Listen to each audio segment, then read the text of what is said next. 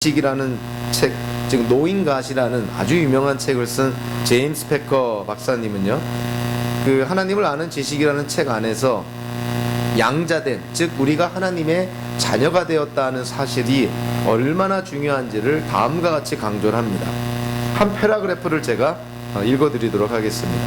어떤 사람이 기독교를 얼마나 잘 이해하는지 판단하려면 자신이 하나님의 자녀라는 생각과 하나님을 아버지로 모신다는 생각을 얼마나 중시하는지 보라. 그것이 예배와 기도와 인생에 대한 그의 전체 견해를 촉진하고 주관하는 생각이 아니라면 이는 기독교를 그리 잘 이해하지 못했다는 증거다. 그리스도께서 가르치신 모든 것, 신약을 새로운 언약으로 곧 구약보다 더 나은 것으로 만드는 모든 것, 유대적인 것과는 반대되는 모든 기독교적인 것은 하나님의 아버지 되심에 대한 지식에 요약되어 있기 때문이다. 아버지라는 말은 하나님을 나타내는 그리스도인의 호칭이다. 우리가 하나님의 자녀가 되었다, 우리가 하나님의 아들, 딸이 되었다는 이 구원의 개념, 이 양자의 개념을 우리가 잘 이해를 못한다면, 거기에 대한 분명한 이해와 확신이 없다면 우리는 지금 뭔가 잘못된 신앙생활을 하고 있다는 것입니다. 구약의 수많은 사건들, 이야기들 속에서 비록 양자니 입양이니 이런 어떤 직접적인 표현을 쓰지 않지만 하나님의 자녀로서 받아들이는 축복을 하나의 그림자처럼 하나의 신뢰로 우리에게 보여주는 사건이 바로 오늘 우리가 함께 다루는 무비보셋의 사건입니다. 다윗과 무비보셋 사이에 일어났던 오늘의 사건이 사실은 하나님께로부터 우리가 받아들이는 축복을 이렇게 비춰주는 그림자의 역할을 하는 그러한 어떤 사건으로 이해가 됩니다. 자, 오늘 이 다윗과 무비보셋의 그런 사이에서 일어난 사건, 이 역사적인 사건이니 좀 배경을 좀 이해할 필요가 있습니다. 무엇보다도 오늘 본문 1절과 3절을 통해서 좀 눈여겨봐야 될 것이 있는데, 그것이 뭐냐면 다윗이 무비보셋이라는 사람에게 은혜를 베풉니다. 뒤에도 다시 나오겠지만 무비보셋은 요나단의 아들입니다. 그리고 사울의 손자죠. 사울과 다윗의 관계를 우리가 잘 알고 있습니다. 사울은 다윗을 원수처럼 여기고 다윗을 죽이려고 혈안이 되었던 그런 사람이었죠. 그 사울의 손자라고 한다면 이제 왕이 된 다윗에게는 사울 집안의 사람들은 언제라도 반역을 일으킬 수 있는, 그리고 반역의 중심에 설 수 있는 사람들이라는 걸 우리는 잘 알고 있습니다.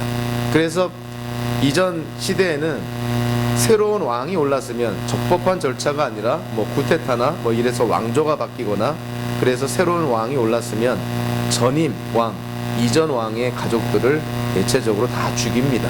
왜냐하면 이 혁명, 쿠데타, 역성혁명의 불씨를 그냥 없애버리는 것이죠. 그래서 다윗이 무비보셋에게 은혜를 베푼다, 이거는 그 당시의 상황으로 보면은 상상하기 어려운 일 중에 하나였다는 것이죠. 다윗이 왜 무비보셋에게 은혜를 베풀까요? 첫 번째 1절을 보면 그 근거가 나와 있습니다. 하루는 다윗이 물었다. 사울의 집안에 살아남은 사람이 있느냐? 요나단을 보아서라도 남아있는 사람이 있으면 잘 보살펴주고 싶구나. 사울의 집안의 자식에게 다윗이 은혜를 베풀어 주겠다는 것입니다. 우리 새번역에서는 잘 보살펴주고 싶구나 이렇게 번역이 됐지만, 이거를 직역을 하면 그 사람에게 은총을 베풀리라, 이런 표현입니다. 그러니까 하나님의 은혜를 상징하는 헤세드라는 단어를 사용하면서 다윗은 내가 사울의 집안에 남아있는 식구에게 은혜를 베풀겠다는 것이죠. 근데 그 은혜를 베푸는 이유가 뭐냐면 요나단 때문이라는 것이죠. 다윗의 인생 속에 다윗이 위기에 처했을 때 이 다윗의 친구가 되어주고, 또 다윗을 위기에서 이렇게 구출해낸 그런 사람 가운데 하나가 요나단이었던 것이죠. 요나단은 사울의 아들. 그 요나단이 다윗의 친구가 되어줬고, 더 나아가 하나님 안에서 다윗과 요나단은 언약을 맺습니다. 약속을 맺게 되는 것이죠. 다윗과 요나단 간의 약속뿐만이 아니라 다윗의 후손과 요나단의 후손 사이에까지 언약을 맺습니다. 그러니까 서로가 서로를 잘 보살펴 주자는 것이죠.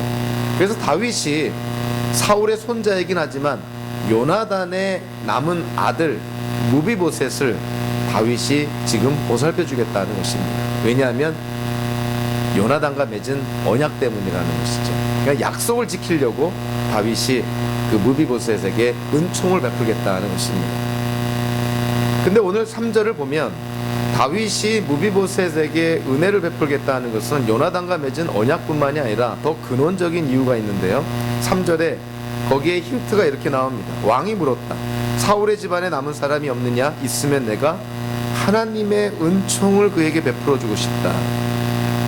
다윗이 사울 집안에 남은 자식에게 하나님의 은총을 베풀겠다. 자, 어떠한 맥락에서 다윗이 하나님의 은총을 베풀겠다고 하는 것일까?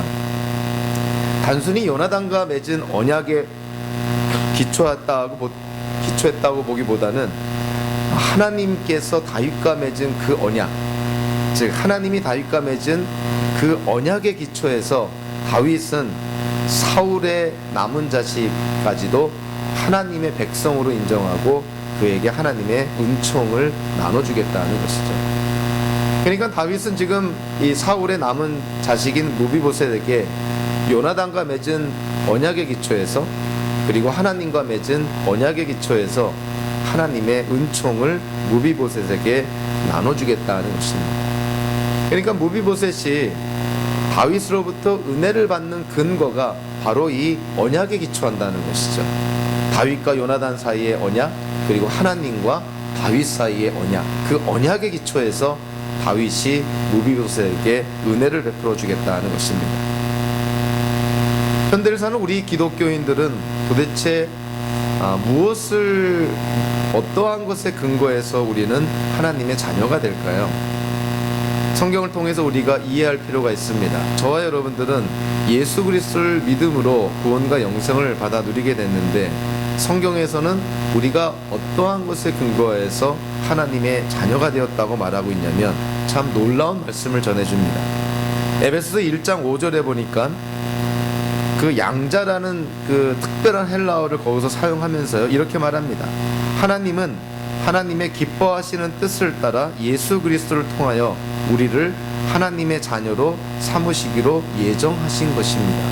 저와 여러분들이 예수 믿고 하나님의 자녀가 된 것은 하나님의 예정이었다는 것입니다. 참 놀라운 것이죠. 사도 바울이 에베소서 1장 4절 그 바로 앞에는 아주 놀라운 말씀을 하고 있죠. 하나님이 세상을 창조하시기도 전에 그리스도 안에서 우리를 선택하셨다라는 말을 합니다. 하나님의 선택을 강조하는데 1장 5절에서는 그리스도 안에서 하나님이 우리를 자녀로 삼으시기로 예정하셨다, 이렇게 말씀을 합니다. 우리가 예수 믿고 하나님의 자녀가 되었다, 우리가 예수 믿고 구원과 영생을 누리게 되었다, 이 모든 것이 하나님의 은혜라는 것을 거듭 말합니다. 즉 성경에서 구원의 다양한 측면을 언급할 때 공통적으로 빠지지 않고 강조하는 것이 뭐냐면, 구원은 어떠한 측면을 바라보고 어떠한 각도로 바라보더라도 구원은 철저하게 하나님의 선물이라는 것입니다. 우리가 예수 믿고 구원과 영생을 받아 누리고 하나님의 아들, 딸이 된 것은, 그것은 하나님의 선택이요 하나님의 예정 때문이라고 사도 바울이 선포하고 있는 것이죠. 저와 여러분들이 예수님을 통해서 지금 기독교인으로, 그리고 성도로 하나님의 아들, 딸로 이 땅을 살아가고 있다면 그것은 전적으로 하나님의 은혜라는 것입니다. 마치 무비보셋이 다윗에게로부터 은혜를 입은 것처럼 우리도 하나님의 은혜를 입고 이 땅을 살아가고 있다는 것이죠. 오늘 본문에서 은혜를 받는 자 무비보셋이 등장을 합니다. 사울에게 남은 자식이 하나 있는데 그 무비보셋이라는 그 사람을 시바가 언급을 합니다. 자, 이 무비보셋을 우리가 좀 이해할 필요가 있는데요. 무비보셋은 사울의 손자여 요나단의 아들입니다. 사울과 그 요나단이 블레셋과 전쟁을 치르다가 전쟁터에서 전사를 하게 되죠. 죽임을 당하게 됩니다. 그 소식을 들은 이 사울의 식구들이 도망을 치게 되는데요. 블레셋 군대가 들이닥치기 전에 도망을 쳐야 되니 도망을 치는 과정 속에서 그 당시에 5살밖에 안 된 무비보셋이 유모가 그를 떨어뜨려서 두 다리를 다 저는 장애인이 됩니다. 그래서 무비보셋은 장애인으로서 남은 인생을 지금 살아가고 있다는 것이죠. 그 무비보셋을 다윗이 찾아서 왕궁으로 호출합니다. 자, 무비보셋을 한번 가만히 보면 무비보셋은 신체적으로는 불구죠. 그리고 가족 관계로 보면 무비보셋은 고아입니다. 할아버지도 죽고 아버지도 죽고 식구들 다 뿔뿔이 흩어지고 그리고 주변의 친척들도 다 뿔뿔이 흩어진 정말 천하의 고아가 돼버린 것이죠. 더 심각한 것은 이 무비보셋이 사울의 손자라는 것입니다. 사울이 누군가요? 현재 왕인 다윗의 원수 같은 자였던 것이죠.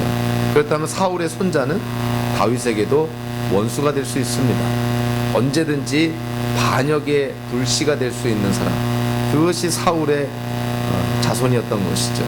그래서 무비보셋은 불구였고 고아였고 일종의 반역자였습니다. 그를 다윗이 부릅니다. 저 요단강 건너 저 북쪽에 멀리 떨어져 은신해 있던 그 무비보셋을 찾아서 다윗이 호출을 합니다. 다윗으로부터 호출을 받아서 예루살렘 그 다윗 그 왕궁으로 향하는 그 무비보셋의 심정을 우리가 좀 이해할 수 있겠죠. 무비보셋이 어떠한 심정으로 갔을까요? 다윗으로부터 놀라운 그런 선물을 받을 거라는 기대를 하고 갔겠습니까? 아닙니다. 당연히 죽을 거라고 생각했죠. 그래서 무비보셋이 다윗에게 갔을 때 자기를 뭐라고 표현합니까? 나는 죽은 개와 같다, 이렇게 표현합니다. 나는 뭐 걸어다니는 시체다는 것입니다. 자기 같은 그런 불구가 된 사람을 다윗 왕이 호출까지 한 거 보면 사울의 집안을 씨를 말리려는 모양이구나, 이렇게 생각한 것이죠. 다윗에게 호출받은 무비보셋, 그러나 무비보셋의 예상과는 달리 다윗의 말은 충격적인 말인 것이죠. 자, 오늘 7절에 보니까 이렇게 말합니다. 다윗이 그에게 말하였다. 겁낼 것 없다. 내가 너의 아버지 요나단을 생각해서 내게 은총을 베풀어 주고 싶다. 또다시 은총, 헤세드라는 말이 나오죠. 헤세드는 하나님의 은혜를 가리킵니다. 그러니까 이 다윗이 무비보셋에게 베풀 은혜는 다름 아닌 하나님께 기초한 은혜라는 것을 우리가 깨닫게 되는데요. 세번역 성경에서는 그 접속사에 대한 번역이 좀 빠져 있지만 사실은 왜냐하면이라는 그러한 접속사가 들어 있습니다. 그래서 좀 원어에 충실하게 번역하면 겁낼 것 없다. 왜냐하면 내가 너의 아버지 요나단을 생각해서 내게 은총을 베풀어 줄 것이기 때문이다. 이런 해석이 나오는 것이죠. 그러니까 요나단 때문에 어찌 보면은 하나님의 은혜를, 요나단을 통해서 받은 하나님의 은혜를 다윗이 무비보셋에게 그대로 나눠주고 전해주겠다, 이런 것입니다. 다윗으로부터 호출받은 무비보셋, 그러나 뜻밖에도 다윗 왕으로부터 놀라운 그러한 어떤 선언을 듣게 되는 것이죠. 식탁에서 나와 같이 먹게 하고 사울 왕에게 속해 있던 모든 재산을 돌려주고 그리고 이 무비보셋의 목숨을 이 다윗이 지켜주는 참 놀라운 그러한 어떤 다윗의 은혜를 이 무비보셋이 누리게 됩니다. 무비보셋은 불구자요, 고아요, 일종의 반역자였습니다. 아마 그 당시에 살아있는 그런 이스라엘 백성 가운데서 가장 처지가 가장 그 최악의 처지에 놓여 있는 사람, 그가 바로 무비보셋이 아니었나, 이렇게 생각을 합니다. 여러분들, 무비보셋이 참 그 당시에 이런 최악의 상황 속에 살고 있었다고 우리가 이해를 하는데, 그러한 무비보셋이 다윗에게 은혜를 받게 되는 것이죠. 자, 우리가 예수 믿기 전에 저와 여러분들의 상황도 한번 살펴보면 우리는 사실은 무비보셋보다 더 열악한 상황, 더 최악의 상황 속에 우리가 있었습니다. 성경은 우리에 대해서 이렇게 묘사합니다. 로마서 5장 10절에 보니까 사도 바울이 뭐라고 표현하고 있냐면 우리가 하나님의 원수일 때에도, 즉 예수 믿고 구원받기 전에 우리는 하나님의 원수였다는 거예요. 하나님의 적이었다, 이렇게 묘사하는 것이죠. 에베소 2장 3절에 보니까 나머지 사람들과 마찬가지로 날때부터 진노의 자식이었다, 즉 하나님의 진노의 대상이었다. 요한일서 3장 10절에 보면 사도 요한이 이렇게 말합니다. 하나님의 자녀와 악마의 자녀가 여기에서 훤히 드러납니다. 세상에 두 부류의 사람이 있는데, 예수 믿고 구원받은 자들은 하나님의 자녀고, 예수 믿지 않고 구원받지 못한 사람들은 악마의 자녀다, 이렇게 묘사합니다. 자, 성경을 있는 그대로 묘사하면 예수 믿기 전에 우리는 하나님의 원수였고 하나님의 진노의 대상이었고 악마에게 속한 자였다, 이렇게 말합니다.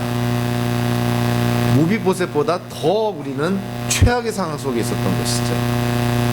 그런 우리를 하나님이 택하시고 예수 그리스도 안에서 하나님의 자녀로 삼아주시기로 예정하셨다. 그것이 사도 바울이 강조하는 것입니다. 우리야말로 당연히 하나님의 징계와 하나님의 심판으로 죽을 수밖에 없는 우리들 아니었느냐. 그런데 우리가 하나님의 은혜를 받게 되었다는 것이죠. 무비보셋은 다윗으로부터 은혜를 받습니다.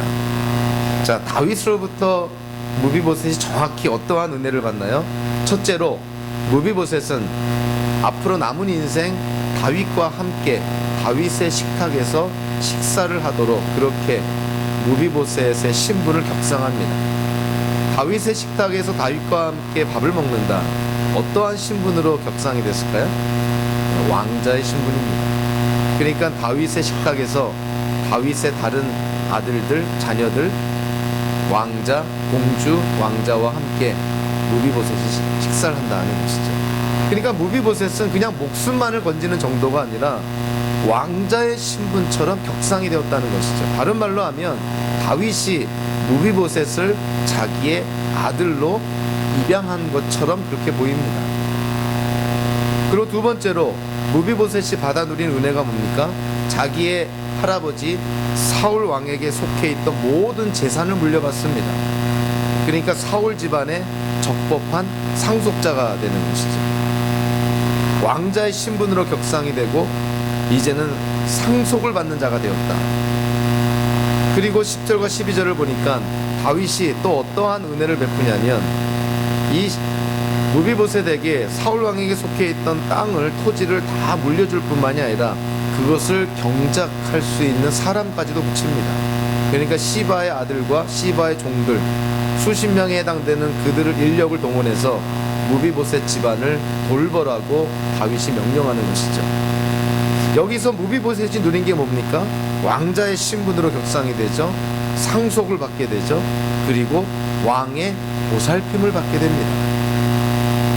우리는 여기서 다윗이 무비보셋에게 베푼 이 축복들, 은혜들, 사실 이것이 현대 기독교인들인 저와 여러분들이 하나님께 받는 축복들의 그림자와 같다는 걸 깨닫게 됩니다. 우리가 예수 믿고 구원을 받았을 때 하나님이 우리에게 허락하신 것이 뭘까요? 하나님은 우리를 자녀 삼아 주십니다. 하나님의 자녀가 되었다. 하나님이 온 우주 만물의 왕이신데 그 왕 대신 하나님의 자녀가 되었다면 우리가 왕자, 공주가 되었다는 것이죠. 우리도 신분이 격상했다는 것입니다. 그뿐만인가요? 소유리 문답을 통해서 보니까 양자가 되었다는 것은 하나님께 속한 모든 권리와 특권을 누리게 되었다는 것인데, 하나님께 속한 모든 것을 우리가 받아 누리게 되었다. 우리야말로 하나님께로부터 상속자가 되었다는 것이죠. 예수님처럼 공동 상속자가 되어서 하나님이 갖고 계신 모든 것을 우리가 물려받는 그러한 상속자가 되었노라, 이렇게 성경은 말합니다. 그뿐만인가요? 다윗이 무비보셋을 돌본 것처럼 하나님은 우리를 돌보고 계시다는 것이죠. 우리 마태복음 6장 8절에 예수님께서 주기도문을 가르치시기 전에 제자들에게 이렇게 말합니다. 하나님은 너희에게 필요한 것을 이미 다 알고 계신다. 이 말은 무엇이냐면 하나님이 우리의 필요를 채워주신다는 것이죠. 그래서 마태복음 6장에서 하나님의 나라와 의를 먼저 구하면 먹고 마시고 입는 의식주에 관련된 것 하나님이 다 공급해 주신다고 예수님이 선포하십니다. 그러니까 우리가 예수 믿고 구원을 받고 하나님의 자녀가 되었다는 것, 하나님의 아들과 딸이 되었다는 것은 우리가 하나님의 자녀가 되었고 하나님께 속한 모든 것을 누리게 되었고 하나님의 보살핌을 우리가 받게 되었다는 것입니다. 그냥 단순히 죄인이 죄사함을 받고 의롭게 되었다는 칭의 정도가 아니라 이제는 하나님의 가족 안에서 하나님의 아들, 딸이 되어서 하나님의 보살핌을 받는, 하나님께 사랑받는 자녀가 되었다는 것이죠. 그것이 바로 양자의 개념입니다. 양자가 되었다, 하나님의 아들, 딸이 되었다, 하나님께서 우리에게 이와 같은 축복을 허락하신다는 것이죠. 다윗이 무비보셋에게 그러한 은혜를 베풀었을 때 성경에서는요, 간접적으로 이 무비보셋의 어떤 행동, 무비보셋의 반응이 언급이 됩니다. 오늘 보면 맨 마지막 13절에 보니까 무비보셋은 언제나 왕의 식탁에서 먹었으며 예루살렘에서만 살았다, 이렇게 묘사합니다. 자, 무비보셋은요, 사울의 손자입니다. 상식적으로 다윗의 원수의 자손인 것이죠. 그 무비보셋이 다윗의 은혜, 다윗의 약속을 믿지 못했다면 다윗의 식탁에서 평생 식사하지 않았을 것입니다. 예루살렘 안에서 살지 않았을 것입니다. 분명히 술을 내서 아마 도망쳤을 것이고 어딘가로 은닉했겠죠. 무비보셋이 왜 식탁에서 평생을 먹고 예루살렘에서만 살았을까요? 다윗을 믿었던 것이죠. 그러니까 다윗이 무비보셋에게 은혜를 베풀었을 때 무비보셋은 다윗에게 사랑에 순종을 하게 된 것입니다. 더 나아가서 나중에 압살롬의 그런 반역으로 다윗이 이제 도망갈 때 무비보셋은 두 다리를 절고 있는 불구임에도 불구하고 다윗을 따라 나서려고 했죠. 나중에 다윗이 압살롬과의 전쟁에서 승리해서 다시 예루살렘으로 귀환할 때 무비보셋이 다윗을 맞이하러 나갑니다. 그러나 그때까지 무비보셋은 이 다윗을 위해서 애도하고 머리도 깎지 않고 목욕도 하지 않는 그런 초췌한 모습, 즉 무비보셋은 다윗을 믿고 신뢰했을 뿐만이 아니라 로열티, 충성심을 보였다는 것이죠. 다윗은 무비보셋에게 은혜를 베풀었습니다.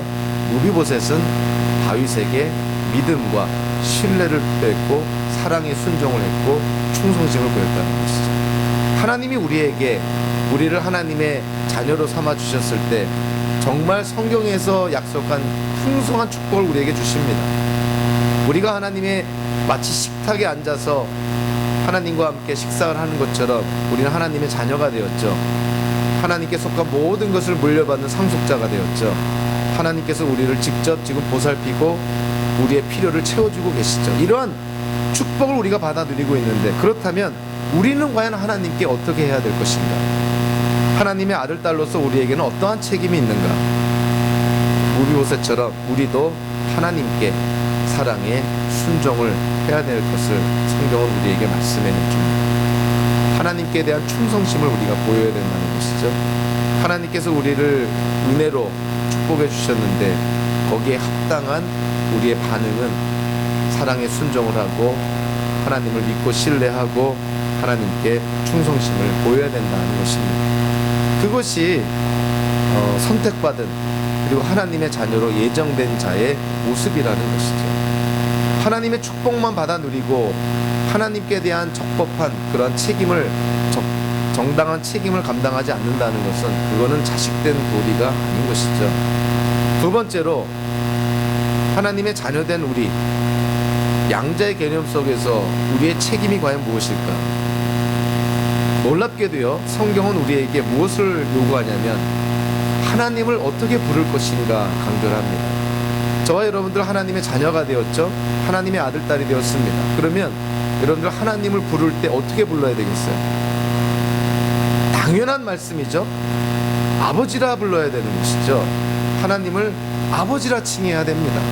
자, 그런데 우리 한번 정직하게 생각해 보면 예수 믿고 구원받은 기독교인들 중에서도 하나님을 아버지라 부르지 못하는 사람들도 의외로 많아요. 어떤 때는 쑥스러울 수도 있고 어떤 때는 육신의 아버지로 인해서 좀 안 좋은 기억이 있을 때 하나님을 아버지라 부르기를 꺼려하는 사람들이 있습니다. 그러나 분명하게 우리가 알아야 될 것은 하나님이 우리를 자녀 삼아 주셨기 때문에 우리는 하나님을 아버지라 불러야 됩니다. 한번 상식적으로 생각해 보면요, 육신의 부모가 우리를 낳아줬는데 어떤 이유에서든 간에 우리가 우리의 육신의 부모를 엄마 아빠라 부르지 않고 어머니 아버지라고 부르지 않는다면 그 부모의 상처가 얼마나 크겠어요. 하물며 하나님이 우리를 낳아주시고 우리를 자녀 삼아주시기로 예정까지 하셔서 지금 자녀로 우리를 대해주고 계신데 그 하나님을 아버지라고 부르지 않는다면 하나님도 상처받는 것이죠. 저와 여러분들이 진정 예수 믿고 하나님의 자녀가 되었다면 하나님을 아버지라 불러야 됩니다. 아까 제임스 패커 박사가 그랬죠. 하나님을 아버지라고 부를 수 있는 것은 기독교인들만 그럴 수 있다. 유대인들의 문헌을 통해서 보면요, 하나님을 아버지라고 부른 기록이 나와 있지 않습니다. 더군다나 아람어 아바, 영어로는 데디, 우리말로는 아빠라고 부른다는 것은 유대인들에게는 상상도 못하는 것이죠. 하나님을, 창조주 하나님을, 온 우주 만물의 왕인 하나님을 나의 아빠, 나의 아버지라고 부를 수 있는 사람은 기독교인들밖에 없습니다. 저와 여러분들밖에 없다는 것이죠. 그러한 축복을 누가 받아 누릴 수 있겠어요? 우리 기독교인들만이 누리는 것입니다. 예수 믿고 구원받은 자, 단순히 죄만 용서받은 그러한 자들이 아니라 하나님을 아버지라 부르는 하나님의 아들, 딸이 되었다는 것입니다. 이 양자의 개념을 우리가 잘 이해를 못한다면 우리의 신앙생활의 많은 부분을 우리는 놓치게 되는 것이죠. 여러분들 성경을 통해서 한번 살펴보면 하나님과 우리의 관계를 다양한 측면으로 우리가 바라볼 수 있습니다. 제일 기본적이면서도 근원적인 관계, 하나님과 우리의 관계, 뭐라고 우리가 생각할 수 있을까요? 가장 기초적인 하나님과 우리의 관계, 뭐와 뭐와의 관계라고 합니까? 네, 창조주와 피조물의 관계죠. 거기서부터 시작하는 것이죠. 하나님은 창조주, 우리는 피조물. 하나님의 형상대로 피조된 인격체, 좀 더 구체적으로 말하면 그렇죠. 자, 구약 성경과 신약 성경으로 들어가면 이제 하나님과 우리의 관계를 어떤 때는 직접적으로, 어떤 때는 비유적으로 다양하게 묘사합니다. 하나님과 우리의 관계를 어떤 때는 왕과 백성의 관계로 언급을 하죠. 비유적으로는 주인과 종의 관계로 언급되기도 합니다. 또 판사와 죄인의 관계로 언급되기도 하죠. 더 나아가 구세주와 성도의 관계로 언급이 되기도 합니다. 성경에서 가장 고차원적이고 가장 승화된, 가장 발전된 하나님과 우리의 관계는 아버지와 자녀의 관계인 것이죠. 여러분들이 하나님과의 관계를 지금 어느 정도까지 이해하고 계시나요? 어느 단계까지 받아들이고 있나요? 그저 단순히 창조주와 피조물의 관계입니까? 왕과 백성의 관계인가요? 재판관과 죄인의 관계인가요? 아니면 구세주와 성도의 관계인가요? 하나님과 우리의 관계는 아버지와 자녀의 관계입니다. 그래서 우리가 이 땅을 살 때 하나님이 우리의 환경을 주관하시고 우리의 미래를 주관하시니 서로 우리의 환경이 우리가 원했던 환경이 아니고 우리에게 일어나는 일들이 우리에게 좀 힘들고 어렵고 불편하고 어떤 때는 고통스럽다 하더라도 하나님이 나의 아버지라는 사실을 우리가 분명히 확신하면 그 어떠한 고난도 이겨낼 수 있습니다. 나의 아버지 되신 하나님이 나와 함께 계신데 우리가 이겨내지 못할 고난은 없다는 것이죠. 극복하지 못할 어려운 환경도 없다는 것입니다. 그래서 성경은 우리에게 분명하게 말씀을 합니다. 우리가 이겨낼 수 없는 고난 하나님께서 허락도 안 하신다. 우리가 고난당할 때 하나님은 우리에게 피할 길도 내어주신다. 그렇게 하나님은 우리에게 약속을 합니다. 저와 여러분도 살면서요, 어려운 일 당할 수 있습니다. 원치 않는 힘든 상황 속에 놓일 때 있습니다.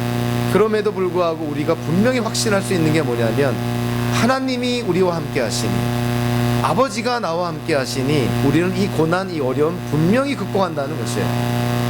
그래서 하나님 때문에 우리가 담대하게 우리의 환경을 다스리고 극복하고 나아갈 수 있다는 것입니다. 제임스 패커 박사님의 말이 거듭거듭 이해가 되는 것이죠. 양자의 개념, 우리가 하나님의 자녀가 되었다는 이 사실을 우리가 주지하지 못하고 인식하지 못하고 확신하지 못한다면 우리는 기독교를 뭔가 잘못 알고 있다. 그게 과장된 말이 아니라는 것이죠. 저와 여러분들이 하나님을 아버지라 부릅니까? 더 나아가서 아람어로 아바, 아빠라고 부를 수 있습니까?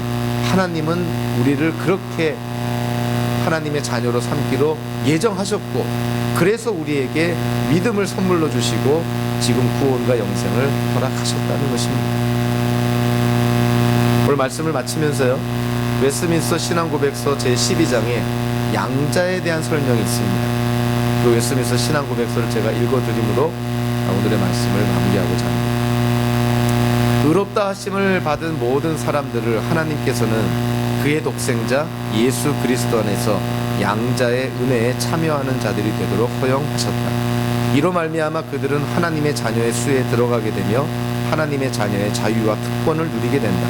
또한 그들은 하나님의 이름으로 일컬음을 받게 되고 양자의 영을 받으며 담대히 은혜의 보좌 앞에 나아가며 하나님을 아바, 아버지라고 부를 수가 있다. 그들은 불쌍히 여김을 받으며 보호를 받고 필요한 것을 공급받으며 육신의 아버지에게 징계를 받는 것처럼 징계를 받기도 한다. 그렇지만 결코 내어버림을 받지 않고 구속의 날까지 인치심을 받아 영원한 구원의 상속자로서 약속들을 기업으로 받는다. 하나님께서 우리를 자녀 삼아 주신 것에 대한 확신을 갖고 이와 같은 축복이 우리에게 주심을 확신을 갖고 저와 여러분들 이 땅을 살아갈 때 하나님 안에서 담대하게 하나님이 주시는 자유함을 누리며 살아가는 모든 성도의 삶이 되기를 주님의 이름으로 축원합니다. 기도하겠습니다.